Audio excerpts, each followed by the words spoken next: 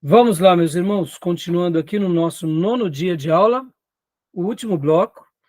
Estamos em História dos Avivamentos, estamos trabalhando aqui sobre o movimento pentecostal, avivado, carismático, que acontece no Brasil no século passado e nesse século. E agora eu vou ler o último slide e a gente vai para vários apontamentos. Eu vou compartilhar aqui com vocês, lembrando que as nossas aulas são gravadas. Esse é o último bloco, tá bom? Vamos lá. Só por aqui.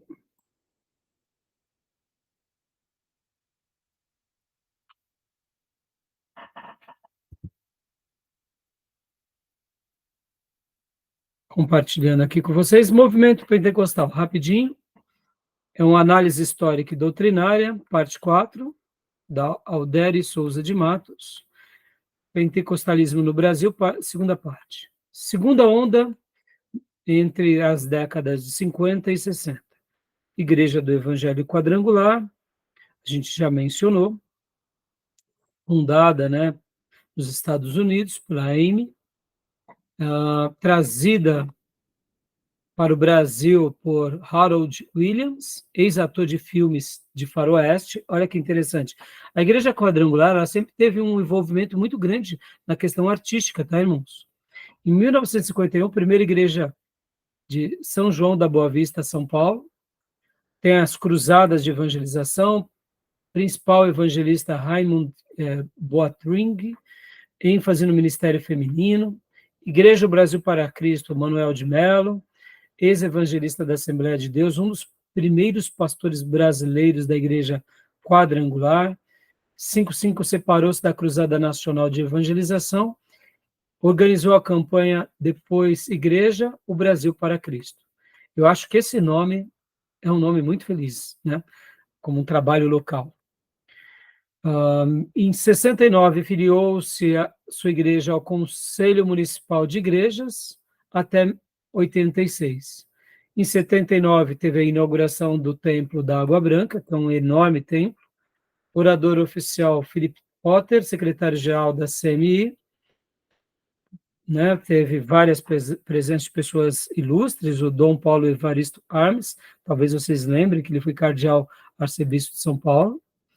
A Igreja Deus e Amor, vocês já conhecem, Davi Miranda, que nasce em 36, filho de um agricultor no Paraná, converte-se numa pequena igreja pentecostal em São Paulo. Em 62, inicia sua igreja na Vila Maria. Em 79, adquire a sede mundial da Baixada do Glicério. Não utilizava a televisão, possuía uma rede de emissora de rádios, transmite programas para toda a América Latina. E olha que interessante, irmãos, aqui fazendo um comentário bem rápido.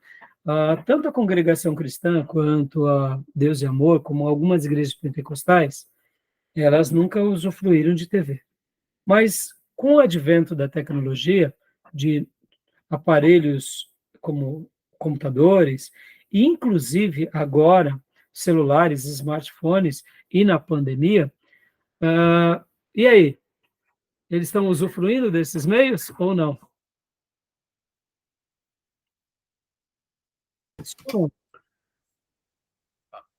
Sim, a Deus é Amor, né? Usa-se bastante, inclusive eu ouço muito, vejo algumas entrevistas, muito não, mas eu vejo algumas entrevistas do Davi Miranda Filho, neto, e ele é bem adepto, né? E frequenta vários podcasts aí dessa juventude e tal.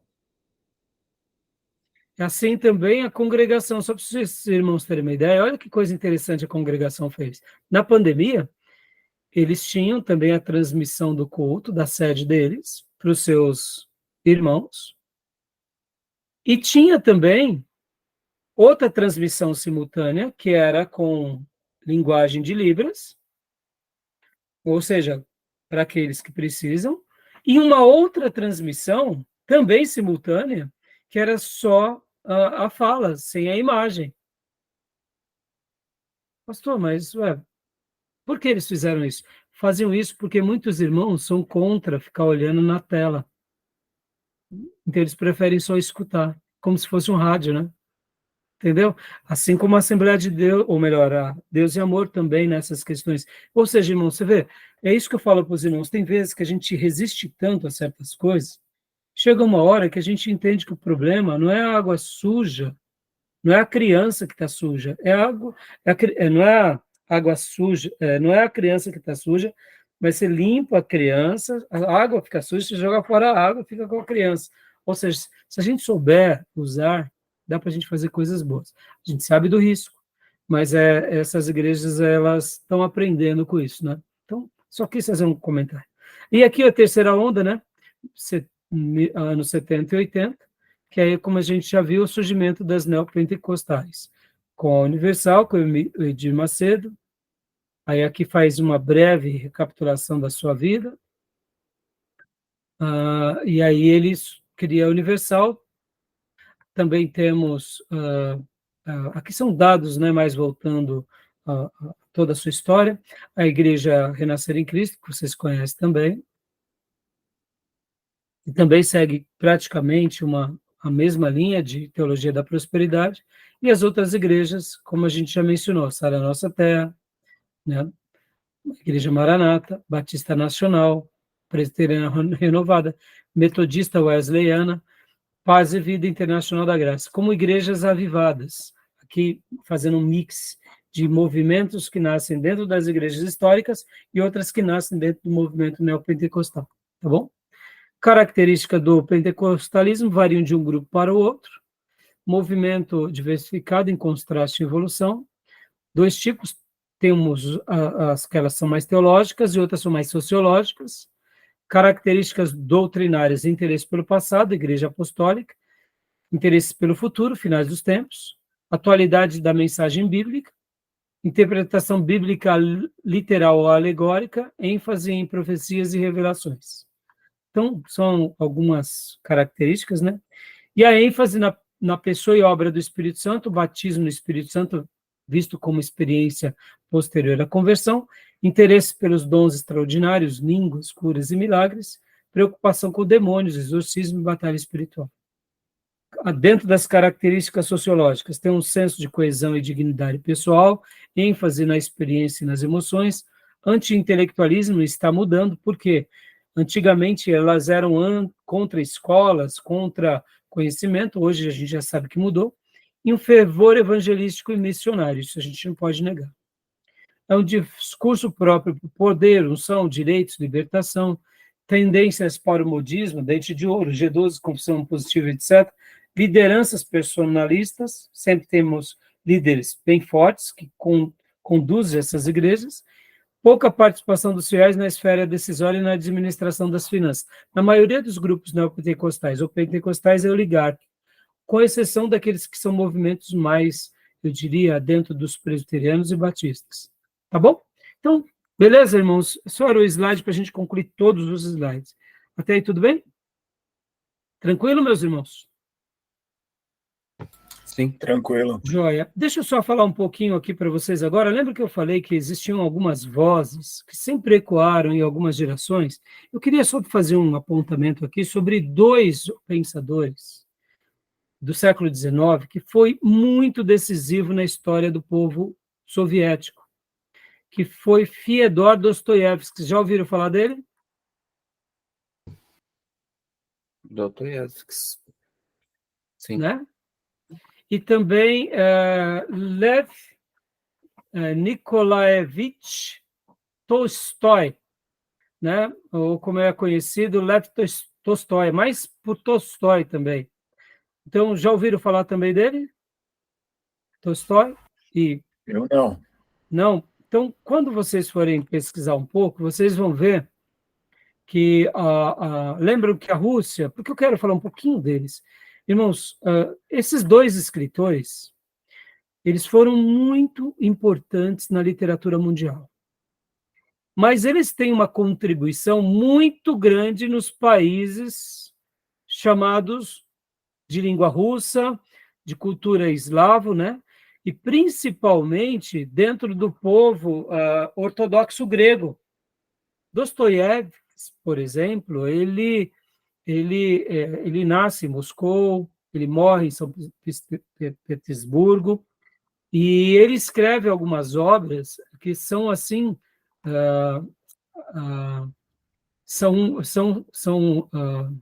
como que eu posso dizer? São clássicas na literatura. Qual é a abordagem, por exemplo, de Fyodor Dostoiévski nas suas obras? Só para vocês terem uma ideia. Ele tenta trazer Cristo na sua cultura. E eu não conheço muito a fundo desses autores, mas fica aqui uma indicação para vocês. E por que eu estou falando isso? Onde eu quero chegar? Porque eu estou citando duas vozes no meio daquilo que um dia ia se tornar o berço do socialismo, o berço do comunismo. Que Deus, de uma forma ou de outra, permite com que pessoas, vozes, pensamentos também banhem gerações. Nós não entendemos o porquê, mas a força que nasce o comunismo dentro da Rússia praticamente apaga toda essa história desses dois grandes pensadores, tanto de Fyodor Dostoiévski quanto de Tolstói. Mas eles, durante as suas gerações, deixaram uma marca. E hoje, por exemplo, qualquer universidade, em qualquer meio, quando você diz que leu as obras deles, por exemplo, há um debate bem interessante. Por que eu estou falando isso, irmãos? Lembra que na minha primeira aula de hoje eu falei que a história ela é um rolo compressor, que eu aprendi com o professor lá da Teológica de Perdizes? O que vai acontecer daqui a alguns anos? A gente não sabe. Existem certos movimentos que eles crescem e eles afloram, enquanto outros eles são engolidos. E poderemos dizer que na história mundial o comunismo quase que apagou eles e fez com que até a própria igreja católica ortodoxa grega sofresse também. Mais recentemente, depois da queda do Muro de Berlim, em 89, com a queda do comunismo, que a gente vê que há um ressurgir do catolicismo ortodoxo lá dentro da Rússia e outros países. Mas antes disso, era uma opressão violenta, até para os católicos ortodoxos gregos. Então, por que eu estou falando um pouquinho sobre isso? Eu quis hoje fazer um pouquinho quero fazer agora um case com vocês. Porque, irmãos, guardem isso, ó. A gente não sabe o que vai acontecer amanhã. Onde eu quero chegar? O que vai acontecer no cenário nacional no nosso país? Será que a gente vai para um avivamento poderoso ou será que vai vir uma outra coisa que vai tentar destruir tudo que grandes homens de Deus fizeram? A gente não sabe. Nós não sabemos. Mas uma coisa a gente não pode apagar, que é o que? Os fatos que Deus vai nos permitindo viver na história. E onde eu quero chegar, citando esses dois homens, que nem, como eu disse para vocês, se vocês puderem comprar obras, saberem um pouco sobre eles, vocês vão ver que eles têm obras maravilhosas. Por exemplo, Dostoiévski, ele vai falar muito sobre Cristo e o anticristo. Um dos temas dele. Olha que interessante. Eu aprendi com a doutora Luana Golim. Ele vai dizer o seguinte, que eu posso ser um cristão fazendo a obra de um anticristo. Eu posso ter o nome de Cristo, mas o que eu deixo como legado e fruto são frutos anticristãos. E é por isso que no meu primeiro bloco eu fiz uma denúncia ao neopentecostalismo. E é por isso que eu fui mais doce no meu julgamento à congregação e aos pentecostais. E até mesmo os avivados. E com alguns neopentecostais a gente não pode ser tão veemente. Por quê? Porque existem irmãos que dizem ser cristãos, mas estão fazendo obras anticristãs. Logo, ele é um anticristo. Uma outra obra de Dostoiévski, ele vai falar sobre o idiota. E quem é o idiota no conto dele e em todo o trama que ele escreve? Na realidade, seria uma pessoa que vai viver como se estivesse Jesus vivendo entre eles. Então, todas as pessoas viam aquela pessoa como um idiota, assim como Jesus também foi considerado diante do Império Romano e diante do Sinédrio. Então, percebam como essas obras nos fazem pensar que tipo de cristianismo a gente tem vivido. Por que eu estou falando isso, irmãos?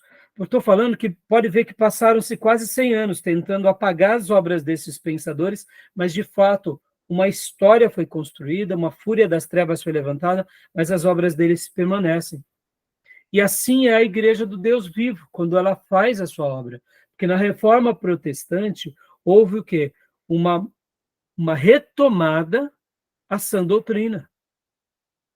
E aí temos os sola scriptura. E aí, com a virada do século XX, temos uma reforma que agora é a reforma eclesiológica, de dons. Ou seja, precisou de 400 anos sendo pavimentado o terreno para que o poder de Deus fosse revelado para essa igreja. Vocês conseguem compreender que Deus só permitiu com que a igreja desfrutasse dos dons depois de 400 anos de pavimentação desse solo? Qual é a leitura que eu faço? Que o Espírito Santo ele é inteligente. Antes de nos dar dons, nos dar um poder sobrenatural, ele quer que a gente aprenda com a história da Escritura. Está entendendo, meus irmãos? E é onde entra agora aqui naquele case que eu falei que a gente ia fazer nessa última aula. Vamos agora, eu quero fazer um apontamento do pastor Enéas Tonini aqui, sobre os ciclos. Olha o que ele diz nesse livro, que é O Caminho para um Avivamento. Olha só o que o pastor Enéas nos diz sabiamente aqui. O pastor Enéas Tonini, ele foi considerado como um grande avivalista. E olha o que ele diz na página 18, no último parágrafo. A palavra de Deus nos aponta um caminho para chegarmos à abundância do poder do avivamento. O livro do profeta Joel será a base de nossas considerações. Primeiro, é uma crise alarmante, devastadora e perigosa. Ou seja, como a gente sabe que está perto o avivamento? Que é uma crise. Há uma crise. Foi assim nos dias de Lutero, foi assim nos dias de John Bunyan, foi assim nos dias de Whitefield, de Wesley, foi assim nos dias de Jonathan Edwards, foi assim nos dias de Moody, foi assim no século passado. Há uma crise, há guerra, há revoltas, seja quais forem. Hoje nós estamos em crise ou não? A igreja brasileira, que é essa igreja que se tornou forte, poderosa, rica, está em crise ou não? Agora vamos falar como todos nós, sejamos honestos. O que vocês acham? Temos muita gente boa fazendo uma obra linda, mas temos muito silêncio e muita omissão ou não? Temos. Quantos pastores vocês conhecem que publicamente eles são grandes vultos na nossa nação? Não eu sou professor de seminário, uma igreja pequena aqui, em Ferraz de Vasconcelos. Então, esquece, mas vamos imaginar, quantos pastores que são grandes vultos na nossa nação que têm coragem de pegar e na sua igreja ou numa aula de seminário falar abertamente contra os movimentos neopentecostais? Quantos vocês conhecem? Vamos contar na palma de uma mão. Os da mídia, o senhor fala? Sim, de modo geral? De modo geral. Quem vocês já viram falando? Nicodemos. Abertamente. Hã? Augustus Nicodemos. Bom, quem mais? O Hernandes Dias Lopes, talvez eu tenha ouvido alguma coisa, eu não tenho tanta certeza, mas provavelmente sim. Quem mais? Estão entendendo?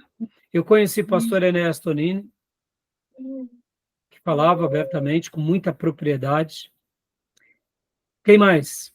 Na época, olha que paradoxo, Ricardo Gondim era uma voz, irmãos. Ele era uma voz contra. Mas hoje ele se enveredou para um outro caminho político, na questão de uma agenda totalmente antibíblica, mas ele era uma voz, não é mais. Paulo Quem Júnior. mais? Paulo Júnior. Então vamos colocar aqui em quarto lugar, né, o Paulo Júnior, que se mantém. Quem mais? Irmãos, percebam, por que não se fala? Vocês estão entendendo? E aqui não estou falando disso, eu estou falando questões mais sérias, entendeu? Porque pastores menores como nós, como eu, a gente vai fazendo nossa obra, Deus vai nos honrar na nossa comunidade, onde a nossa voz chegar. Mas onde estão os vultos?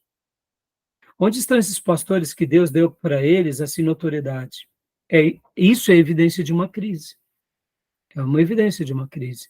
Eu me lembro de uma igreja americana, que certo repórter chamou ele num talk show, e ali falou para ele sobre o inferno, pastor. E aí ele disse com muita seriedade, não, na nossa igreja nós não falamos sobre o inferno. O repórter, por não ser cristão, ele tomou um choque. Mas como assim? Não, porque o nosso povo sofre muito, trabalha muito, e nós queremos dar uma palavra de consolo. Então, todo o nosso colegiado pastoral não fala sobre o inferno. Irmãos, como pode existir uma igreja que não prega sobre o inferno? Estão entendendo? Isso aqui eu estou abrindo, então isso é uma crise. Quando a gente, por exemplo, não pode falar, por exemplo, sobre questões como não acreditamos no casamento homoafetivo, somos contra a questão do aborto. Pastores que se enveredam para essa mensagem já unem ele a questões políticas. Não tem nada a ver com política, tem a ver com a Bíblia. Estão entendendo? Porque aí já vira uma ponte, ou seja, olha que momento de crise a gente está. Então, por que eu estou falando tudo isso, irmãos? É um momento de crise, ou seja, estamos prestes a um avivamento.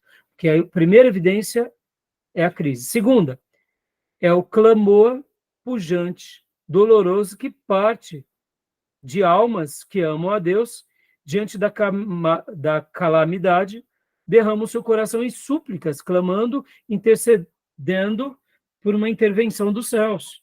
Então, primeira evidência de que Deus está prestes a fazer um grande avivamento é que há uma crise muito grande. Depois, há um clamor muito pujante. E, por terceiro, vem a bênção de Deus por sua eterna misericórdia, e derrama sobre os corações aflitos a cura, a graça, e muda a história. Por que eu estou falando isso, irmãos? Agora, fazendo, que nem eu tinha dito logo lá no início, né? O movimento avivado e o movimento pentecostal, na opinião de vocês, passaram por uma repaginada ou não? Teve uma mudança, teve um declínio ou não? Eu creio que sim. E vocês, irmãs?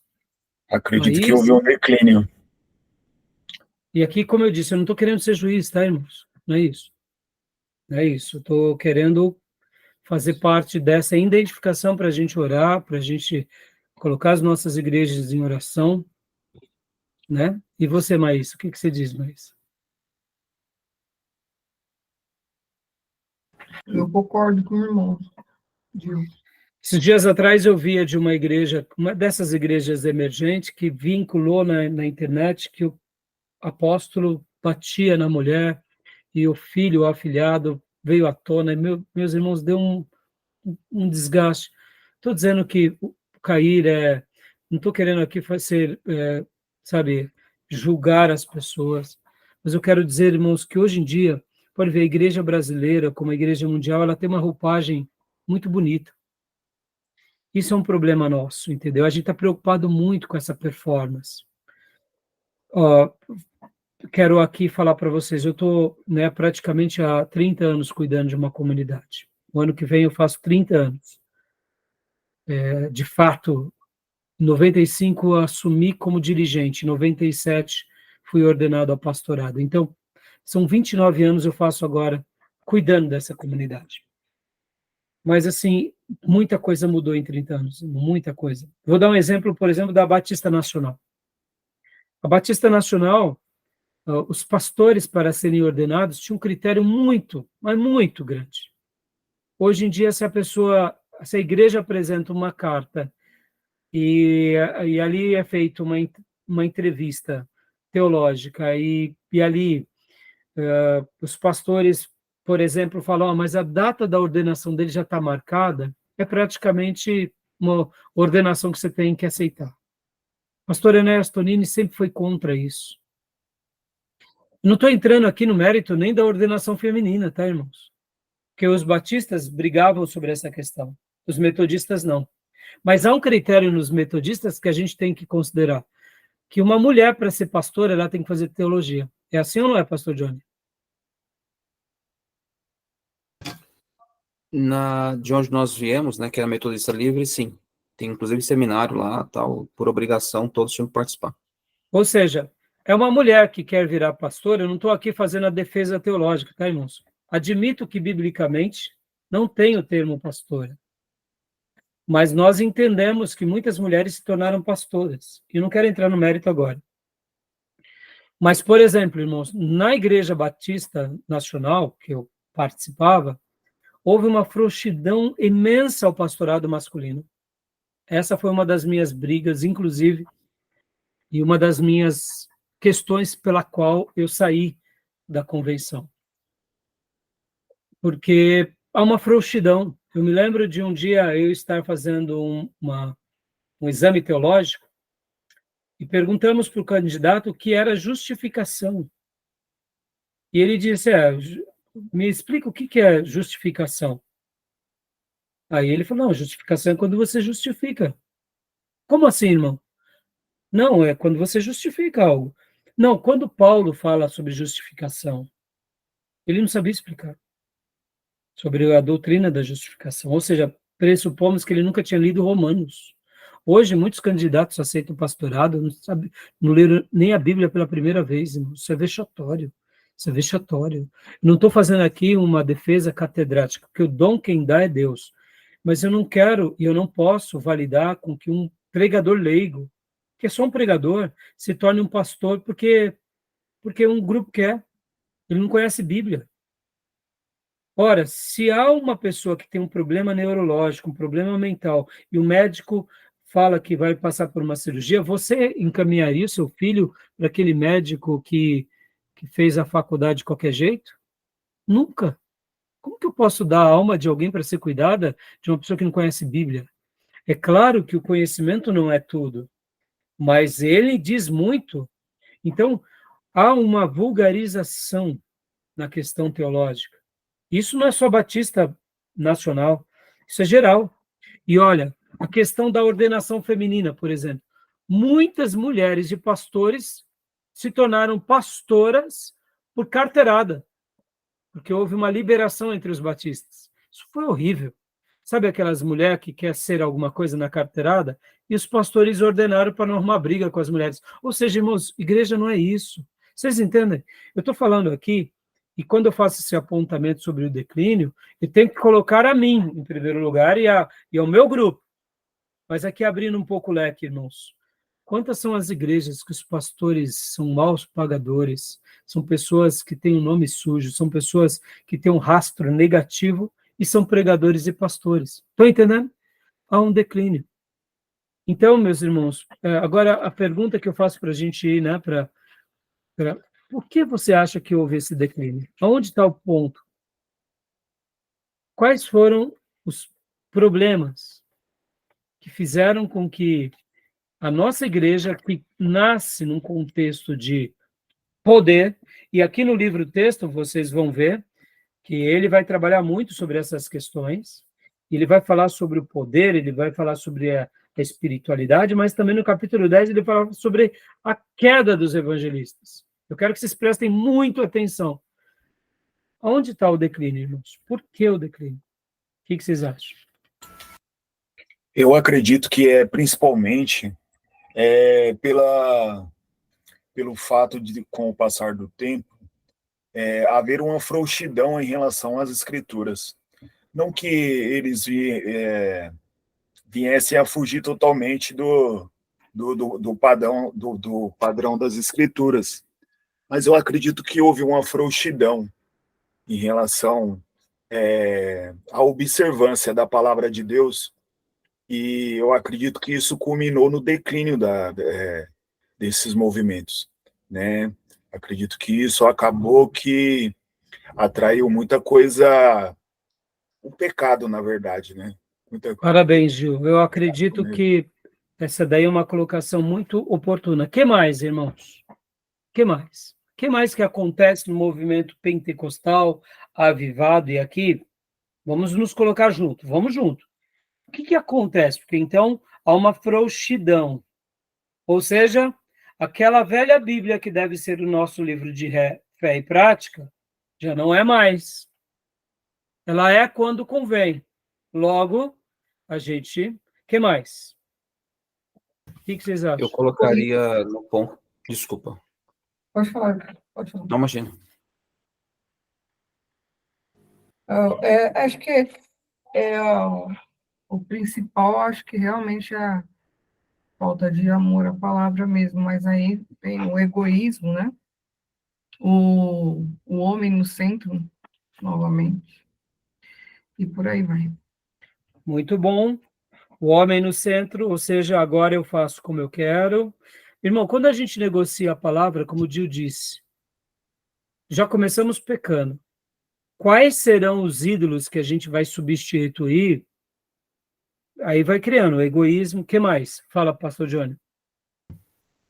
Eu colocaria, bom, tem a causa, o efeito, e eventualmente as escrituras. Quando as escrituras deixam de ser prioridade, ou seu ponto de relevância, ou nosso manual de prática e fé, eventualmente tudo que vem depois são escolhas minhas e coisas do meu coração. Então, eventualmente, as escrituras deixou de ser prioridade. E aí sim, egoísmo que a Maísa mencionou, mas também a busca pelo poder, eu acredito, né? A gente vê, como o senhor mesmo mencionou, talvez seja um fato mais próximo da nossa realidade hoje, falando de política, mas é a busca pelo poder de algum modo também. Quando você fala poder aqui, você falou poder mesmo como A gente não poder consegue, financeiro necessariamente, mas a autoridade e o domínio que você causa sobre os outros, né? justamente. Sim. Olha que interessante, a Maísa falou egoísmo, a busca pelo poder. Vamos lá. Tem um desequilíbrio entre a teologia e a prática? Ou seja, avivados e pentecostais são mais voltados ao quê? Ao estudo ou ao emocionalismo? Aquele texto de João, desculpa, não vou lembrar qual era o capítulo nem o versículo, mas há, na verdade, uma ênfase sobre a prática.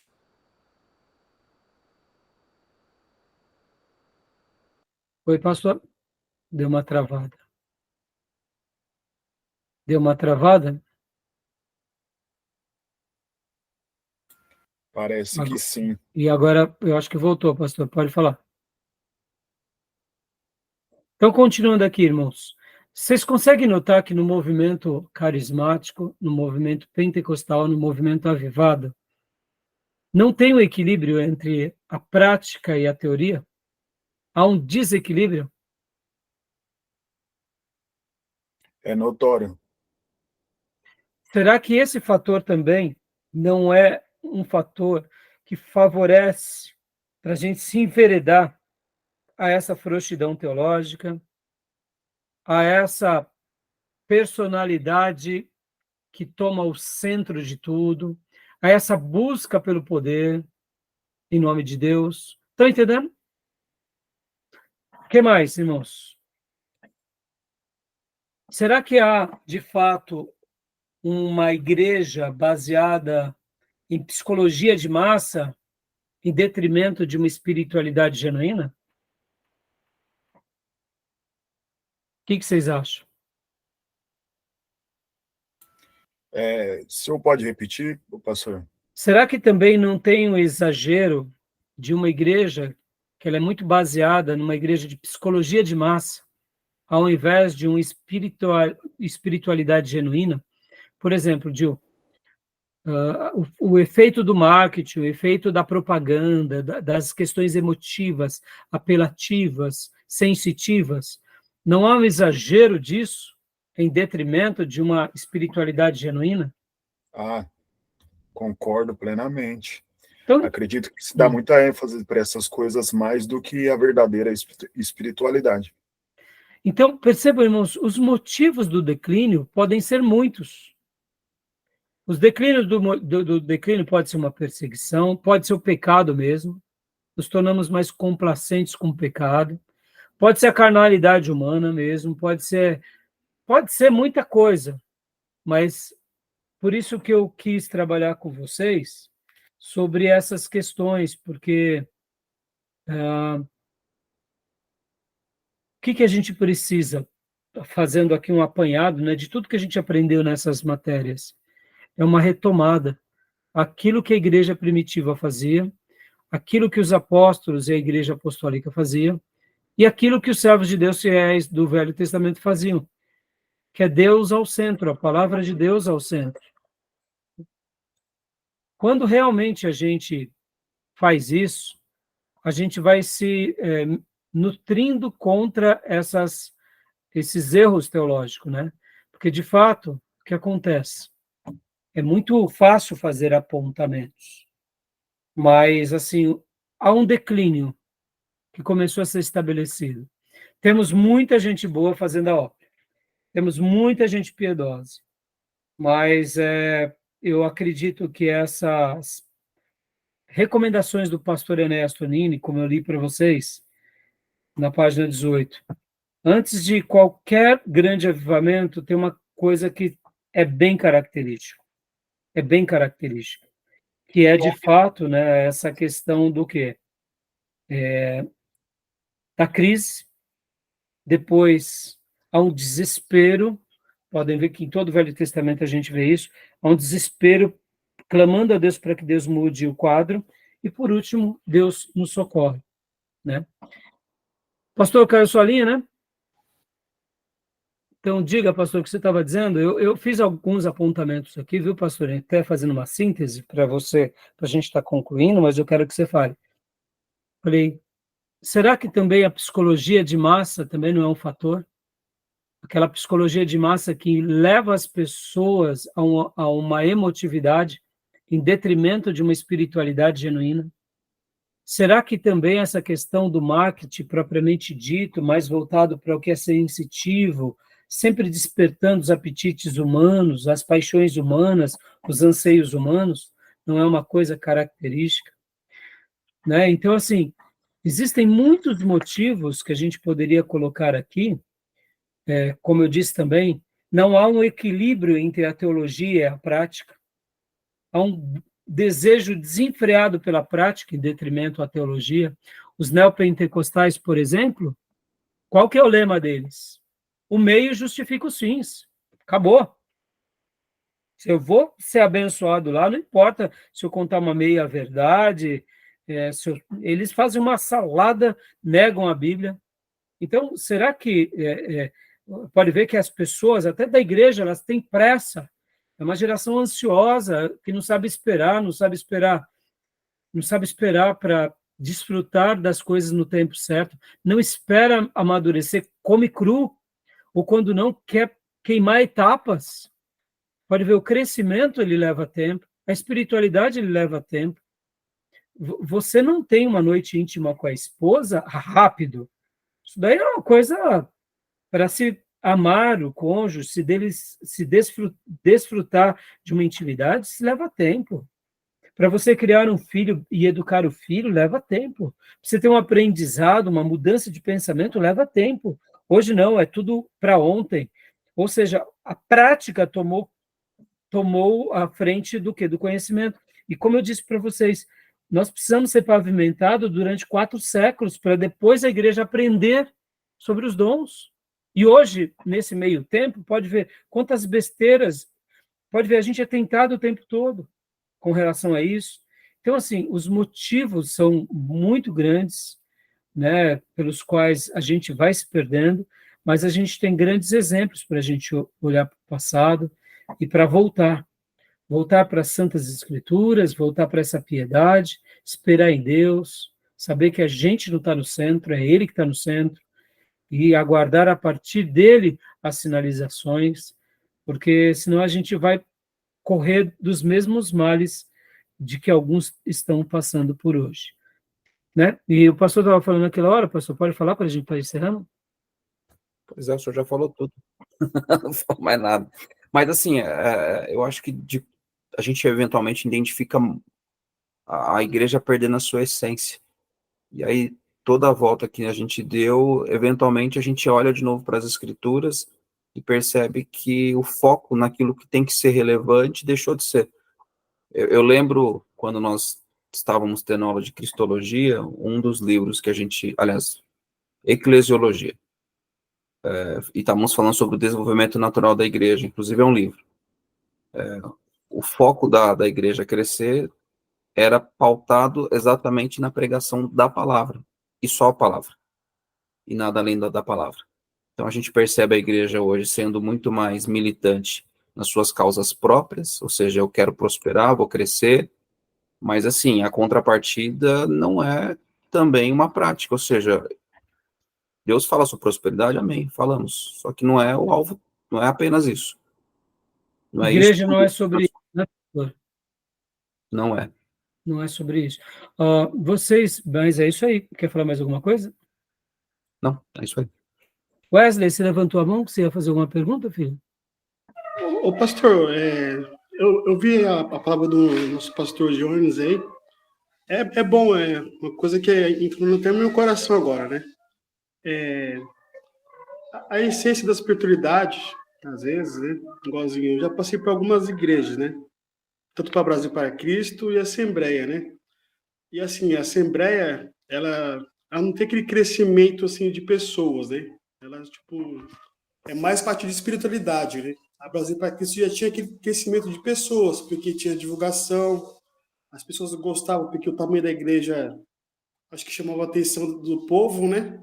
E que acabou fazendo aquele viva povo, né? Mas quando se fala de responsabilidade cristã, muitos correm. Não, isso vai acontecer em todas as igrejas, viu, Wesley? Né? Você pode ver que, por isso que eu quis fazer um apontamento aqui, irmãos, já começando com a crítica nossa, né? Não estou querendo ser aqui, como eu disse para os irmãos, né? Ser radical, porque, poxa, irmãos, pensem, eu tenho uma igreja que eu cuido, então a culpa recai em primeiro lugar sobre mim, né? Mas, ao mesmo tempo, é pensar como que a gente pode, de fato, né, olhar essa nossa realidade. E, que nem eu disse para os irmãos, nas nossas igrejas, por mais sérias que elas sejam, a gente vai ver pessoas, muitas vezes, da meia volta. Jesus viu isso. Quem dera nós. Mas quando nós deixamos um legado correto, a referência de igreja do Deus vivo, corpo de Cristo, nunca é perdido sobre isso. E uma hora essas pessoas elas podem voltar, e num dado momento elas podem dizer, não, eu quero voltar à igreja. Porque a igreja é um lugar de paz, a igreja é um lugar de espiritualidade, uma igreja é um lugar de Deus, a igreja é um lugar de bondade, de altruísmo. Mas quando a gente abre a porta e deixa com que a conivência paire sobre nós, a carnalidade reine, a politicagem reine, as heresias aflorem, e nós nos calamos, nós nos tornamos cúmplices. Há uma frase muito antiga que dizia, o problema não é a maldade dos perversos, mas é o silêncio dos justos. Se não me engano, foi Martin Luther King que disse isso. O silêncio dos justos, e aqui eu sei que o nosso papel não é ser revolucionários, mas é pregar, é criar uma comunidade de cristãos, aonde, mesmo que a gente tenha pessoas que não se convertam num primeiro momento, mas lá na história da vida deles, eles vão falar, não, há um povo de Deus naquele lugar. Há pessoas. E aqui eu citei Dostoiévski e Tolstói, mesmo depois de quase 100 anos de rolo compressor do ateísmo e do comunismo, do socialismo. Eles sobreviveram. Eu não estou fazendo uma defesa que eles eram cristãos exímios, eu não conheço a vida deles, mas o que eu quero dizer é que Deus sempre vai levantar os seus.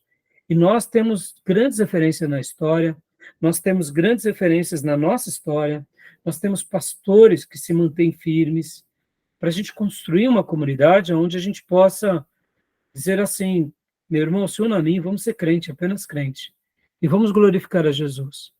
Porque quem sabe, na crise em que a gente vive, a gente seja a grande resposta, e de fato somos. Irmãos, quem é a resposta desse mundo? É Jesus. E quem serão os atalaias para a resposta desse mundo? Somos nós. Agora, no momento em que a gente prega um Jesus genérico, um Jesus materialista no meio de uma guerra que possa vir a surgir, a gente fica decretando fé estúpida, prometendo uma coisa que não é, a gente perde a essência de ser um mensageiro de Deus, e o sal perde todo o sabor. Então, fica aqui, né, na aula de hoje, praticamente a síntese desses 10 capítulos, e na semana que vem a gente só vai trabalhar mesmo no livro, né? E qualquer coisa que vocês queiram até fazer de comentários nos livros, que assim, muitas informações, mas como eu disse, é mais apanhados históricos, né, dos movimentos. E aqui, irmãos, eu não quero, sabe, como eu disse para os irmãos, muitos irmãos dedicaram suas vidas, outros têm dedicado até o momento, então que a gente possa aprender com cada um deles e seguir os passos desses grandes homens de Deus. Tá bom, meus irmãos? Tranquilo? Fechado? Amém. Amém, meus irmãos? Podemos encerrar? Ok, pastor. Então, querendo Deus, nos vemos quinta-feira. Fechado? Tá combinado. E com as Maravilha. ovelhinhas, nos vemos amanhã no nosso culto de oração. Vamos botar o joelho no chão e orar. Orar para que Deus mande um grande avivamento. Noite abençoada, meus irmãos. Amém. Deus abençoe, pastor. Graça e paz. Graça e paz. Graça e paz. Bom descanso. Pastor.